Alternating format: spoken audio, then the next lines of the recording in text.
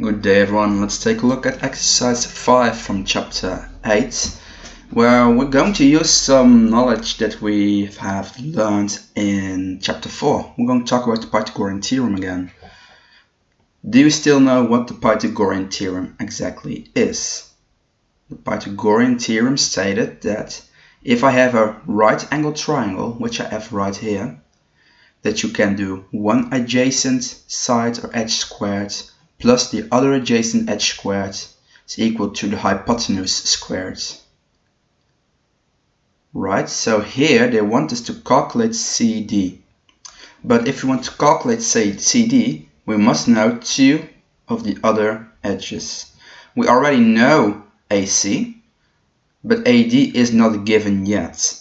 However, if you take a look at the sketch of the garage here, you see that the whole width of this triangle is 7.2, and this point D is exactly the midpoint of A and B, so it divides AB in two equal parts.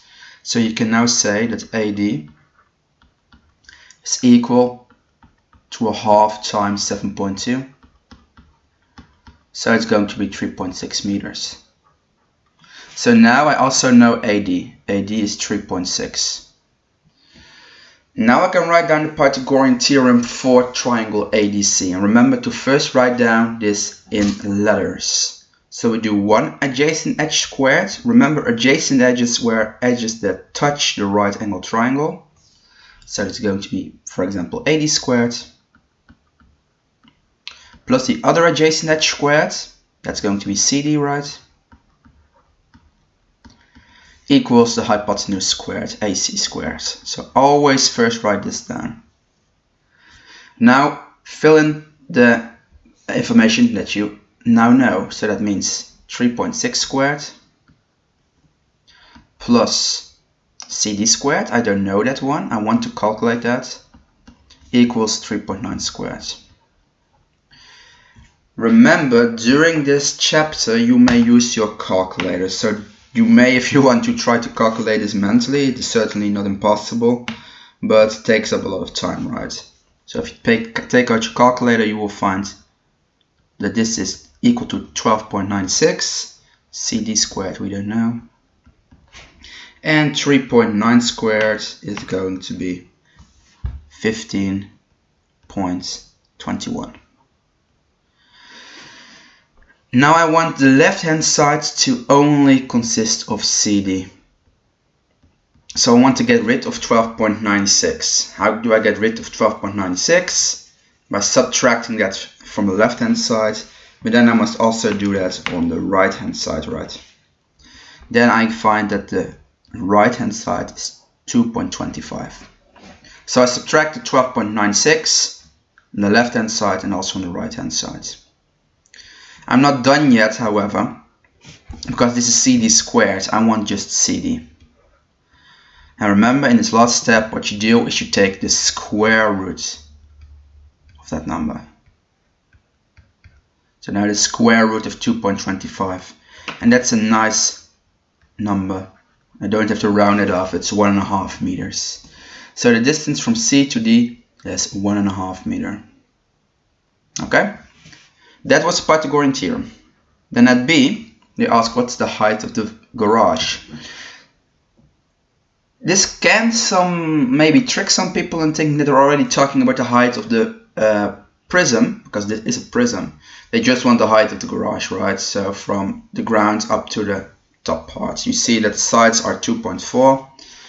So that's going to be 2.4 plus what I've just calculated, 1.5. is 3.9 meters. Okay, that's just B.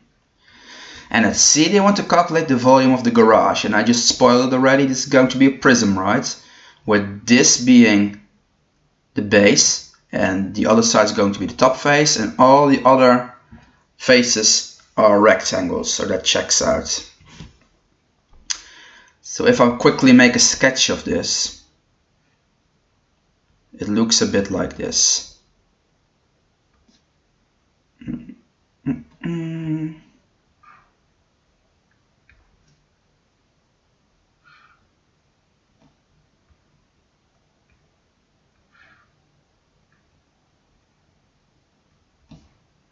Remember, this is a sketch. This is 7.2. This is 2.4. We now know that this height is also given. This height is 1.5. Right. What I would do is you have to calculate the area of the base, right? Because the volume of a prism is the area of the base, and this is the base, times the height, which is the length that is between the base and the top face. So the height is 8, right? That connects this base with the top face. How can I calculate the area of this base? Well, I would in this case say that this is area 1 and that this whole triangle here is going to be area 2. So the whole of it. So from this, the area of 1 is just a rectangle, so it's 7.2 times 2.4. Let's punch it into the calculator, will we? Is 17.28 square meters.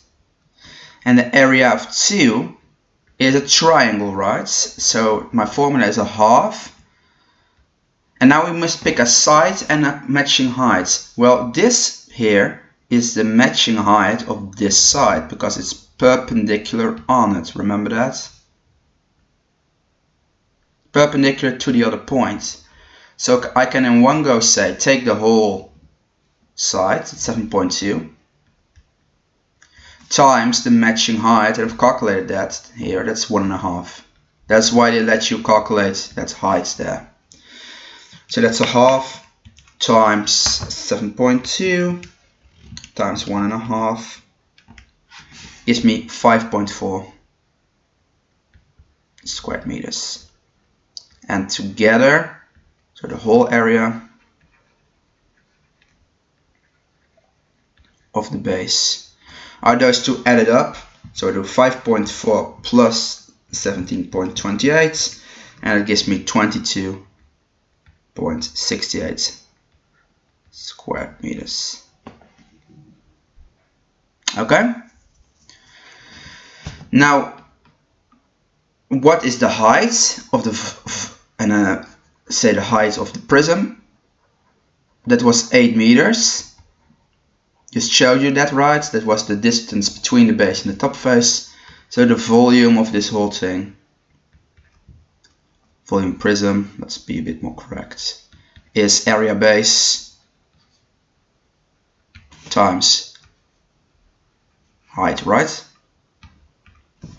So in this case, area base is 22.68 times 8, and this is going to give me 181.44 cubic meters. Remember, we're talking about volume. Do I have to check whether I have to round off? Let's see for a moment. No, they don't state anything about rounding, right? So I just leave it like this. Okay, so this exercise would be, I think, particularly difficult if they didn't give you those extra steps. So if they give you side steps like this, A, B, and C, remember you almost always need the answers for A and B to calculate C. Remember that, it can sometimes help you greatly when you struggle with an exercise like this. Good luck.